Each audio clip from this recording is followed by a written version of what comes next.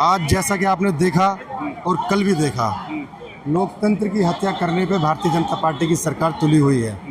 वो किसी के भी सगे नहीं है। यूथ को, बच्चों को टीयर गैस, लाठी चार्ज और इन सब से मारे जा रहे हैं। मेरे ख्याल में एक पॉइंट पे सब लोग मोदी सरकार के फैन थे, लेकिन जैसे जैसे उनकी सच्चाई सामने आ रही है वैसे वैसे लोगों का विश्वास टूटता जा रहा है और इससे डरता हूँ। जब संसद आवारा होगी तो सड़कें भर दी जाएंगी।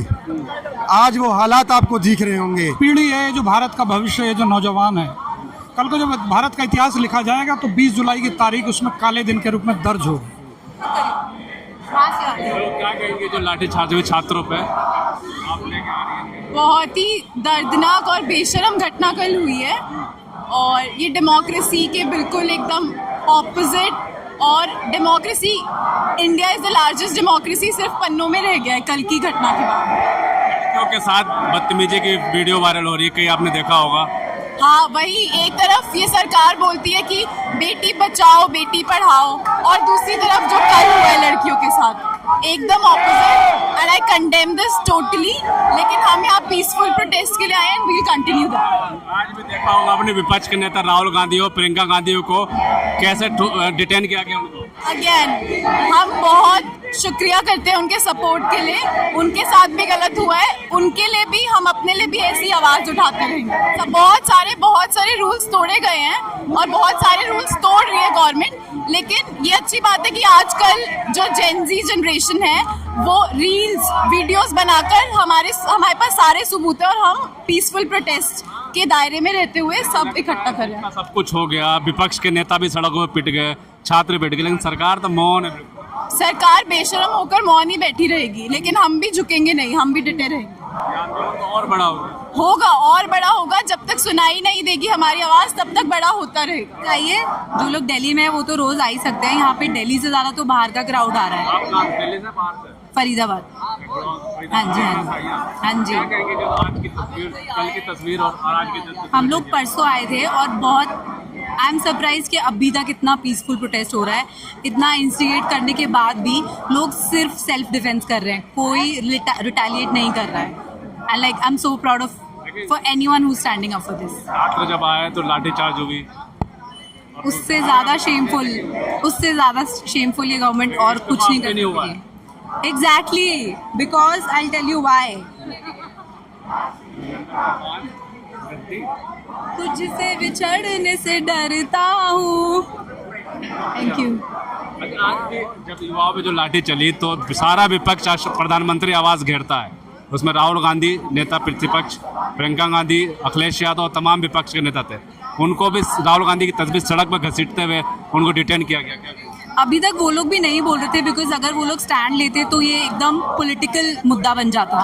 अभी वो फाइनली बोले हैं तो उनको राहुल गांधी तो छात्रों की आवाज कम से कम 1 साल से उठा नहीं, बट इस मुद्दे के लिए उन्होंने इतना लेट बोला है, क्योंकि पहले बोलते तो उनको भी टारगेट करते कि आप ये पॉलिटिकल बना रहे हो, पार्टी का खेल चल रहा है। अब फाइनली जब उन्होंने बोला, 1 घंटा भी नहीं लगा सरकार को उनको वहाँ से उठाने में। फुल देन बिना फीमेल पुलिसमैन के लेडीज़ के साथ जो हुआ है वो देख नहीं रहे कि बच्चे हैं, लेडीज़ हैं, बूढ़े हैं, डिसेबल्ड लोग हैं, तब भी उनको मार रहे हैं।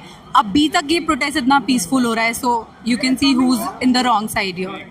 मेरे ख्याल में एक पॉइंट पे सब लोग मोदी सरकार के फैन थे, लेकिन जैसे जैसे उनकी सच्चाई सामने आ रही है वैसे वैसे लोगों का विश्वास टूटता जा रहा है और वैसे वैसे उनकी असलियत लोगों के सामने आ रही है।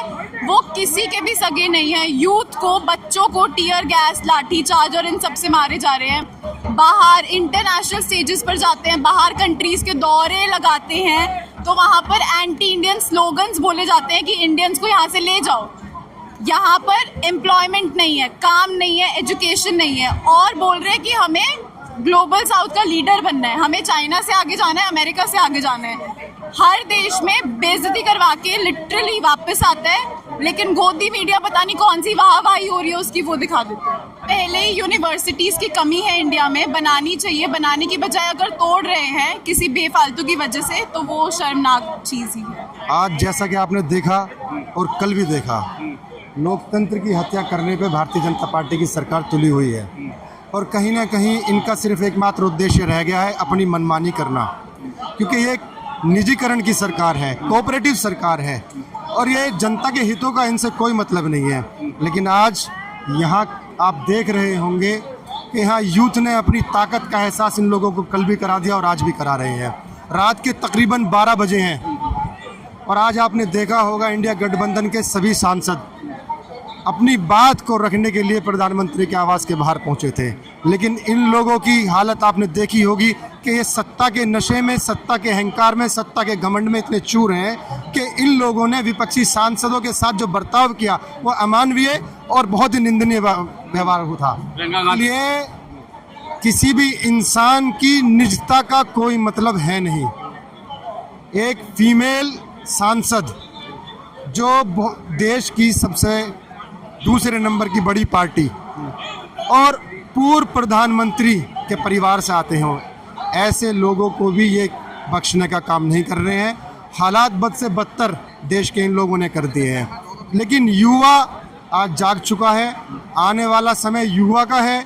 यूथ ने अब ठान लिया है, भारतीय जनता पार्टी को उसकी औकात दिखा दी जाएगी, क्योंकि एक शिक्षा मंत्री इनके लिए सबसे ज़्यादा बढ़कर हो गया है। उस शिक्षा मंत्री को इन्होंने इतना बड़ा मान लिया है कि ये सभी यूथ की बलि देने के लिए तैयार हैं। इन लोगों का अमानवीय व्यवहार आप लोगों ने देखा होगा कि इन लोगों ने कितनी निंदनीय हरकत प्रोटेस्ट के दिन करने का काम किया। आपने देखा होगा कि कैसे इन लोगों ने जो है बर्बरतापूर्ण लाठी चार्ज कराया। ना इन्होंने बच्चों को बख्शा, ना इन्होंने महिलाओं को कुछ होने के बाद भी तो सरकार की तरफ से जवाब तो नहीं है ना। अब क्या रिजल्ट क्या निकलेगा इसका? भाई रिजल्ट निकलेगा। जब संघर्ष होता है, संघर्ष से ही समाधान निकलता है। आपने लोहिया जी का एक कथन सुना होगा, जब संसद आवारा होगी तो सड़कें भर दी जाएंगी। आज वो हालात आपको दिख रहे होंगे। अब सड़कें सुनसान नहीं हैं, सड़कें भरना शुरू हो गई हैं और इन आवारा संसद को सबक सिखाने का काम करेंगे। आज आपने देखा होगा कि विपक्ष के सभी सांसदों को डिटेन कर दिया गया, जिसमें समाजवादी पार्टी के राष्ट्रीय अध्यक्ष आदरणीय अखिलेश यादव जी भी थे और राहुल गांधी जी जो इंडिया गठबंधन के लीडर भी हैं। आप सब लोगों को ये जानना होगा, ये समझना होगा कि ताकत जनता की ताकत है और आज वो लोग सड़कों पे उतरकर सब लोगों को जो है मजबूरन दिल्ली की सरकार को झुकना पड़ा और उनको रिहा करना पड़ा। समाजवादी पार्टी और इंडिया गठबंधन पूरी तरीके से यूथ के साथ है, इनकी मांगों का समर्थन करता है। और नीट में इन लोगों ने जो धांधलेबाजी की है वो एक परीक्षा नहीं है, उसके अलावा तकरीबन 80 परीक्षाएं ऐसी हैं जिनके पर्चे लीक हुए हैं। समाजवादी पार्टी का एक एक कार्यकर्ता और इंडिया गठबंधन का एक एक कार्यकर्ता आज यूथ के साथ है। जहां इनको हमारी जरूरत पड़ेगी हम लोग इनका साथ देने के लिए तैयार रहेंगे। देखिए, जो आज से पहले कल की बात कर लें, भारत के इतिहास में ऐसा बहुत कम समय आया है जब देश का नौजवान सड़कों पे आ गया। और सड़कों पे आ गया एक बात है, लेकिन जो बर्बरता पुलिस ने और सरकार ने कल उनके साथ की, सरकारें आएंगी जाएंगी, लेकिन ये कल का दिन इतिहास में दर्ज होगा। ये जो पीढ़ी है, जो भारत का भविष्य है, जो नौजवान है, कल को जब भारत का इतिहास लिखा जाएगा तो 20 जुलाई की तारीख उसमें काले दिन के रूप में दर्ज होगी। सरकार को ये जानना चाहिए कि उनके बच्चे हैं, उनके नौजवान हैं, उनकी बात को मानकर उनको बुलाकर, और मैं तो ये कहता हूँ अगर वो इस्तीफा सरकार नहीं ले सकती है तो कम से कम धर्मेंद्र प्रधान में इतनी नैतिकता, इतनी गैरत होनी चाहिए। इतना बड़ा कांड देश में हो रहा है, इतने प्रदर्शन हो रहे हैं, उनको खुद आगे इस्तीफा देना चाहिए। इस्तीफा दे देना चाहिए, दे देना चाहिए। वो तो गद्दी बैठे हो तो नहीं, गद्दी देखिए दो तरीके हैं, या तो आप खुद दे दीजिए, नहीं तो जनता ले लेगी। नौजवान सब कुछ करके देख लिए क्या हुआ? कुछ नहीं देगा, ये तो शुरुआत है, अभी कुछ हुआ थोड़ी है। को तो जमीन पर घसीट दिया गया। ये शुरुआत है। कोई भी आप आंदोलन देखिए, क्रांति देखिए, उसकी एक स्टार्टिंग पॉइंट होता है, एक उसका मिड पॉइंट होता है, एक पीक पॉइंट होता है। अगर इस आंदोलन को सरकार ने जो कल गलती करी है समझने की, चंद लोगों को, अगर वो इसको बढ़ाएंगे तो ये बहुत बड़ा रूप ले लेगी।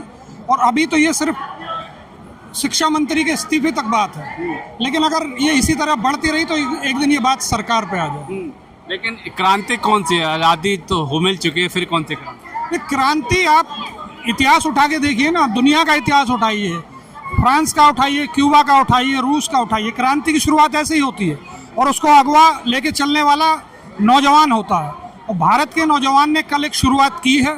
सरकार के पास आज भी मौका है, वो सोनम वांगचुक जी का अनशन तोड़वाए, धर्मेंद्र प्रधान से इस्तीफा दिलवाए, और जो बर्बरता दिल्ली पुलिस ने कल की है उसके लिए सरकार जिम्मेदारी ले और छात्रों से माफ़ी मांगे। मैं बस एक ही चीज़ बोलना चाहता हूँ, क्या मोदी सरकार ये चाहते हैं कि मैं लाठी चार्ज कर दूंगा तो सारे पब्लिक भाग जाएंगे यहाँ से? नहीं, ये सारे छात्र हैं और जो भी अपना दुख दर्द यहाँ पे बांटने के लिए आया है। इसका ये मतलब नहीं कि आप लाठी चार्ज कर दो, उसको मार दो, उसको टांग तोड़ दो, उसको पैर तोड़ दो तो यहाँ से पब्लिक हट जाएंगे। नहीं, आप जितना भी कोशिश कर लो, चाहे या लाठी बरसा दो, यहाँ पे पानी बरसा दो, आंसू की गोले चला दो, यहाँ से पब्लिक हटने वाले नहीं है। यहाँ पे पब्लिक जितना भी आप चाहो, चाहे या आप ये चाह रहे थे ना सोनम बागचू को यहाँ से हटा देंगे तो पब्लिक यहाँ से हट जाएगी, ये अनशन टूट जाएगा। लेकिन नहीं, आप जितना भी कोशिश कर लो, चाहे आप बांसु को हटा दो यहाँ से, लेकिन ये अनशन टूटेगा नहीं, ये अनशन और भी मजबूत हो जाएगा।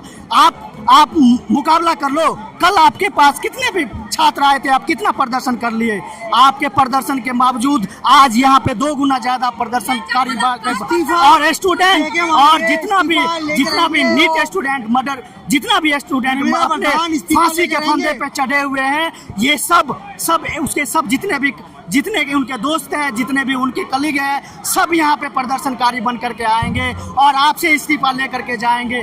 धर्मेंद्र प्रधान इस्तीफा दो, अगर आज नहीं इस्तीफा दोगे कल के डेट में उससे ज्यादा पब्लिक यहाँ पे आएंगे और परसों के डेट में जितना भी आप क्रांतिकारी बनोगे, यहाँ पे पब्लिक को आप मारोगे, टांग तोड़ोगे, पैर तोड़ोगे, आंसू के गोले चलाओगे, उससे ज्यादा पब्लिक यहाँ पे आएंगे, उससे ज्यादा पब्लिक यहाँ पे मिलेंगे।